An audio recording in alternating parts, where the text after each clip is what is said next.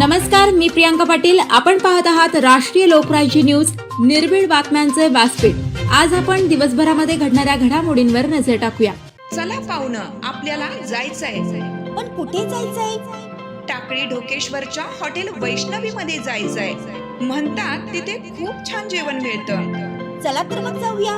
पारनेर तालुक्यातील टाकळी ढोकेश्वर येथील सुप्रसिद्ध हॉटेल म्हणजे वैष्णवी हॉटेल. या हॉटेलची चवच लई न्यारी. पाहुणं, एकदा या. हॉटेलची चवच लई न्यारी. अस्सल मांसाहारी प्रेमींच्या जिभेचे चोचले आता पूर्ण होणार. ते फक्त हॉटेल वैष्णवी मध्ये. या ठिकाणी सर्व प्रकारच्या पार्टीच्या ऑर्डर स्वीकारल्या जातील. प्रोप्रायटर संतोष रंगनाथ ठाणगे. संपर्कासाठी मोबाईल नंबर 8830578505. या हॉटेलचा पत्ता नगर कल्याण हायवे, पारनेर चौक, टाकळी ढोकेश्वर, तालुका पारनेर, जिल्हा अहमदनगर. आपल्या पाल्याच्या भविष्यासाठी आजही विचार करता का? मग ऐका. पारनेर तालुक्यातील शिक्षणाची खरी ज्ञानगंगा आदर्श group of institute Khadakwadi. Doctor माननीय श्री ढोकळे सरांचे एकमेव आणि विश्वासार्ह शिक्षण संकुल. इथे मिळतं आदर्श कॉलेज ऑफ फार्मसी, आदर्श महाविद्यालय कला, वाणिज्य आणि विज्ञान, आदर्श पॅरामेडिकल वोकेशनल ट्रेनिंग सेंटर, आदर्श इंग्लिश मीडियम स्कूल आणि ज्युनियर कॉलेज. एकाच ठिकाणी संपूर्ण शिक्षण व्यवस्था, निसर्गरम्य वातावरण, सुसज्ज इमारती, मोठं खेळाचं मैदान, सुंदर गार्डन, अनुभवी आणि टॅलेंटेड शिक्षक आणि विद्यार्थ्यांसाठी घरपोच बस सुविधा. म्हणूनच फार विचार करू नका. आजच प्रवेश घ्या आणि आपल्या पाल्याचं भविष्य उजळवा. पत्ता गट नंबर 629, कामठवाडी रोड, खडकवाडी, तालुका पारनेर, जिल्हा अहिल्यानगर. प्रवेशासाठी संपर्क आदर्श कॉलेज ऑफ फार्मसी 788-788-5361 किंवा 788-788-1206. आदर्श इंग्लिश मीडियम स्कूल आणि ज्युनियर कॉलेज 788-788-7918 किंवा शेवटचा 2708. आदर्श पॅरामेडिकल सेंटर 788-788-2535. आदर्श महाविद्यालय कला, वाणिज्य, विज्ञान 788-788-5361. आदर्श ग्रुप ऑफ इन्स्टिट्यूट, जिथे शिक्षणाला दिशा आणि भविष्याला आकार.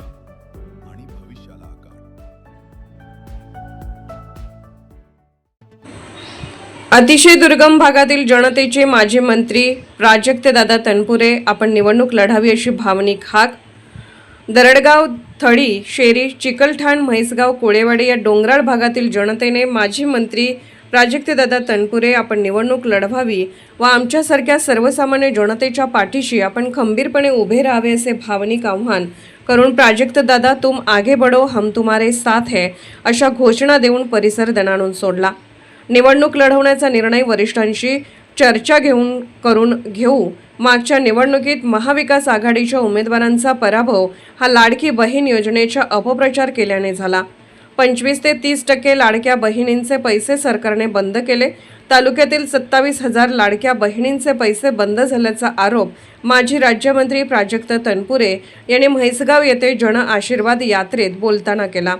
या कार्यक्रमाच्या अध्यक्षस्थानी बाबासाहेब हुल्लुळे हे होते, तर व्यासपीठावर मच्छिंद्र सोनवणे, किसन जवरे, बापूसाहेब गाडे, भारत भुजाडी, दत्ता कवाने, ज्ञानेश्वर बाचकर, बापूसाहेब गागरे हे उपस्थित होते.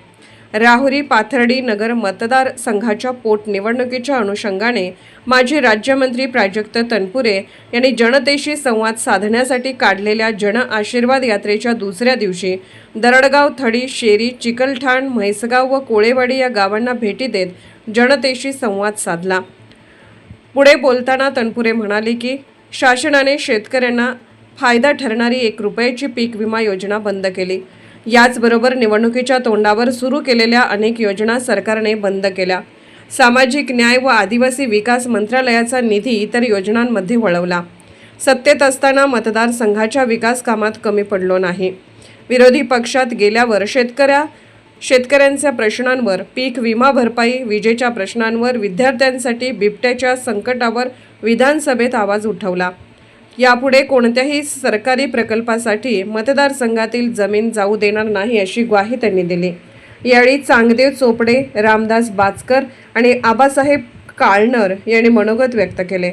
या जनसंवाद यात्रेत जनतेने मोठा प्रतिसाद दिला.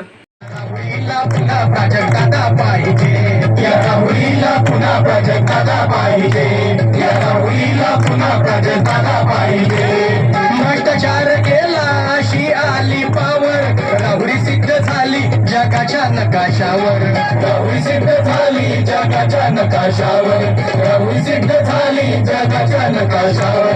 जाती भेदाला दिली मुठ माती, धावून या आला दलितांच्यासाठी, धावून या आला दलितांच्यासाठी, धावून या आला दलितांच्यासाठी. पुन्हा तेच वारे ती धार पाहिजे, पुन्हा तेच वारे ती धार पाहिजे. या पाथर्डीला, या नगरला, या राहुरीला पुन्हा प्राजक्त दादा पाहिजे, या राहुरीला पुन्हा प्राजक्त दादा पाहिजे, या राहुरीला पुन्हा प्राजक्त दादा पाहिजे.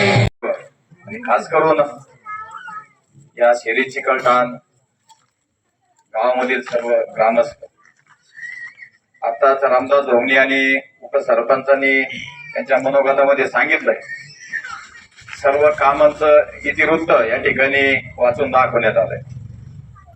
एवढे प्रचंड काम दादांनी आपल्या या भागामध्ये केलेत आणि याचं उत्तरात म्हणून आपण निवडून देतो आणि आपल्या तालुक्यातूनच आपण मान राहतो, हे फार मोठं शल्य. हे आपल्या दृष्टीने फार शर्मेची बाब आहे.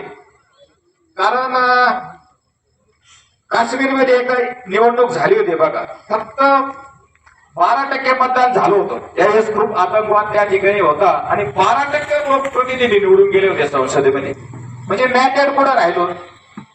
म्हणजे खाली मतदानाच्या 10% मतदान केलं, त्याच्यात विरोधकाला किती पडलं आणि जो निवडून आला त्याला किती पडलं असेल. तालुक्यातला आमदार त्या ठिकाणी झाल्या कारणाला आपल्या तालुक्यावरती एक कुठेतरी जास्त सुप्त माप द्यायचा प्रयत्न झाला आणि त्या माध्यमातून पुन्हा एकदा आता दुर्दैवानेच म्हणावं लागेल की निवडणुकीची वेळ पुन्हा आलेली आहे.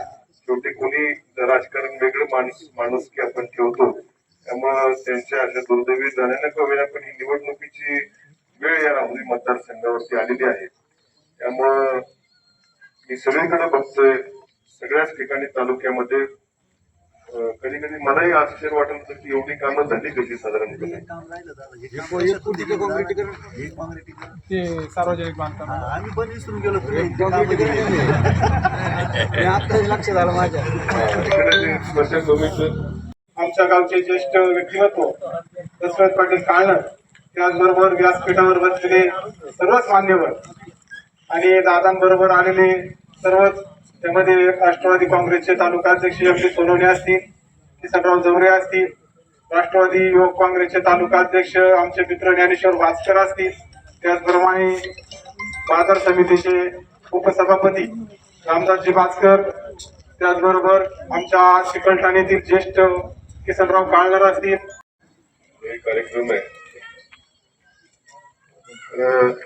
आपल्या गावाने 2 निवडणुका मी विधानसभेच्या लढलो. दोन्ही निवडणुकामध्ये तुम्ही प्रचंड मतांच्या रूपाने प्रेम माझ्यावरती केलेलं आहे आणि राहुरी तालुक्यात मागच्या निवडणुकीत तर तालुक्यामध्ये 1 नंबरची मतं टक्केवारीनुसार.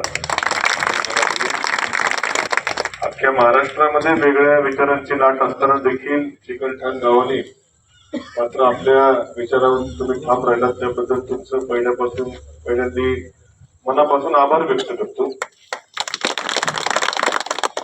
तुम्ही 19 साली मला ज्या पद्धतीनं, मला आठवतं आपण गावात येताना बैलगाडीवरनं आलो होतो पहिल्यांदा 19 घोड्यावरनही मिरवणूक बैलगाडी होती. त्यामुळं असं स्वागत केल्यामुळं 5 वर्ष माझे नीट लक्षात राहिल्यामुळे निधी देताना कायम मला ते आठवायचं. त्यामुळे विशेष प्रेम आपल्या गावावरती करायचा प्रयत्न केला. आता आबासाहेबांनी यादी वाचून दाखवली, मी विसरून गेलो होतो, एवढे कामं झाले, संपतच नव्हती यादी. मलाही आश्चर्य वाटलं की कसं काय कधी झाली एवढी कामं. पण मात्र तुम्ही देखील तेवढंच प्रेम नंतर मला त्या ठिकाणी केलं. तुमच्या सब स्टेशनचं देखील खरं मोठं काम म्हणजे देवाच्या मनात असावं. कदाचित मला आमदार केलं, मंत्री केलं, नाही तर तुम्हाला सांगतो हे होणं शक्य नव्हतं, शक्य नव्हतं विषय.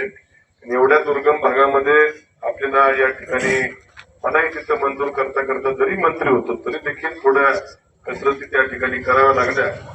आणि आपल्या दुर्गम भागामध्ये हे संकुचित झालं आणि त्यानंतर अत्यंत विजेचा प्रश्न काही प्रमाणात का होईना तुमचा त्या ठिकाणी सुटला. माझं पलीकडच्या गावातल्या नागरिकांना, शहरीतल्या लोकांना देखील माझं आव्हान आहे की पलीकडच्या गावामध्ये सातत्यानं लोक माझ्या मते भारतीय जनता पक्षाला तिकडं थोडस काही प्रमाणामध्ये चित्तमाप असतं. मी आता मागाशी इकडे येताना अगोदर तिकडे गेलेलो तर एक सभामंडप सोडता खूपसं काय झालेलं. ज्या तुलनेत तिकडच्या त्यांनी त्यांच्यावर प्रेम केलं त्या प्रेमाची उत्तरे कशी, ज्या तुलनेत तुम्ही माझ्यावर प्रेम केलं प्रेमाची उत्तरे कशी, हे थोडं त्यांना कानात जाऊन व्यवस्थित सांगा. आणि त्यांनाही माझं आव्हान आहे की हे सब स्टेशन जेव्हा मी केलं मी काय बघितलं नाही की याचं काय फक्त चिकलठाण्यात लाभ होणार आहे. शेरीमध्ये मात्र मला काय मतं मिळत नाही, मग त्यांना लाईट नको द्यायला. मी करू शकलो असतो तसं, माझ्याच हातात फक्त मंत्रीपद. हा, नवीन डीपी सिंगलपेची शेरीला दिली आपण. बरोबर आहे, बरोबर झालं, आठवण करून. अरे मला जर डोक्यात आलं असतं ना मी काही करू शकलो असतो. मी खात्याचं मंत्री होतो, माझ्याकडे कोण अधिकारी होतं काय. महावितरणचं एमडी पण मी सांगितलं तसंच पेन ठरवलं असतं. मी जर सांगितलं असतं की त्या या सबस्टेशनची लाईन ही गेली तर पारनेर तालुक्यात जाऊ द्या पण तिकडे जाऊ देऊ नका, असं जर मी सांगितलं असतं तसंच झालं असतं. पण मी आपण तसं काय केलं नाही. शेवटी कसे कुठल्याही विचारांचे असतील तर आपल्या तालुक्यातले लोक आहेत. शेवटी श्रीरामपूर विधानसभा मतदारसंघाला जोडली गेली. त्यांचे सारखे मला ते लोक भेटले इकडे असतील काय. आता शेळके पाटील होते मग शेवटपर्यंत आहेत. दत्ता पाटील कवाने आहे. तर काही थोडी प्रेमाची भाषण ऐकायला आली माझी. तर त्यांना विचारा की मतदारसंघ तिकडे बदलल्यामुळं थोडासा तुझ्या भाव, कारण जास्त मतं ही श्रीरामपूर तालुक्यातली आहे. त्यांचा अख्खा तालुका आहे माझ्या माहितीचा. आणि त्यांच्या फक्त शहरातली जेवढी मतदान असेल तेवढी आपल्या तालुक्यातली तिकडे गेली. त्यामुळे शेवटी त्यांचंही शेवटी तिकडं विशेष त्यांच्या तालुक्यावर जास्त प्रेम असणार. आपल्यावर शेवटी ते किती मनात आणलं प्रेम करावं तरी पण उरलेलं प्रेम तुमच्यावर येणार. उद्या 2029ला परत मतदारसंघाची पुनर्रचना. त्यामुळं भविष्यात तर यात आता ह्या 3 वर्षात तिकडच्या कुठल्या बाहेरचा जर कोणी निवडून आला या तालुक्यातला नसलेला तर तो शेवटी त्याच्यातून तिकडे बघणार. 3 वर्षांनी इकडे काय ढेकळत त्यांच्या करतात तसं पाहिजे. त्यामुळे ते लक्ष साहजिक त्यांची चूक नाही, पुढचंच माणूस बघणार. इकडच्या तालुक्यातल्या माणूस गेला तर कायम त्या ठिकाणी इकडेच बघायचं आहे.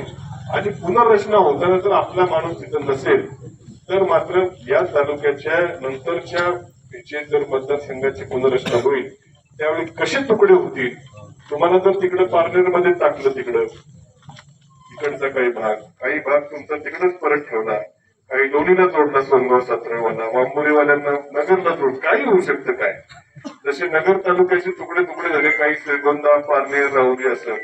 त्यामुळे ती देखील मोठी धोक्याची घंटा 29 साली जर आपला माणूस तिथं नसेल तर तेही होण्याची मोठी शक्यता आहे. अशा सगळ्या गोष्टी आहेत या मी तुमच्या समोर फक्त मांडल्या. त्या ठिकाणी आपला मला वाटतं मागाशी त्या तासच्या पुलाचा उल्लेख झाला होता गाडीत असताना. तो पूल आमचे वडील आमदार असताना आणि तिकडं वसंतराव झावरे साहेब आमदार असताना तो पूल त्या ठिकाणी मंजूर केला होता. नंतर ते दोघांची आमदारकी केल्यावर तो थोडा लांबला, नंतर मग उशीर झाला. पण मात्र एवढं आमच्या वावरत जांभळेकरांचा पूल थोडक्यात होता राहून गेला. नाहीतर त्याचा मी डिटेल काही सांगत बसत नाही. पण सांगायचा भाग एवढाच की विशेष लक्ष आपल्या तालुक्यातल्या गावांकडे देण्याचा मी जाणीवपूर्वक प्रयत्न त्या ठिकाणी झाला. भविष्य काय करायचं हे तुम्ही सर्वांनी जर मला सांगितलं पुढच्या काही दिवसामध्ये तालुक्याचा दौरा सगळा पूर्ण होईल, त्याचबरोबर पक्षाकडूनही वरनं काय सूचना येतात या सगळ्या गोष्टींचा योग्य तो निर्णय घेऊन या निवडणुकीला आपण कसं सामोरं जायचं याचा निर्णय लवकरच त्या ठिकाणी घेऊ. आज हेच तुमच्याकडच्या मत जाणून घेण्याकरता या ठिकाणी आलो. आपण सर्वांनी ऐकून घेतलं, तुमचे मत या ठिकाणी मांडले, त्याबद्दल सर्वांचे मनापासून आभार व्यक्त करतो. सुभाष भास्कर, त्याचबरोबर माधव काळनर हे शिवसेनेचे निष्ठावंत असूनही या ठिकाणी कायमच अभिमानाने प्राजक्तदादा आमदार झाले पाहिजे यासाठी आतोनात प्रयत्न करतात.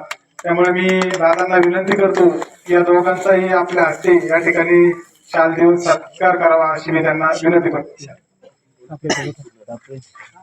सुभाष भास्कर यांना विनंती करतो की आपण या ठिकाणी यायचे. शिवसेना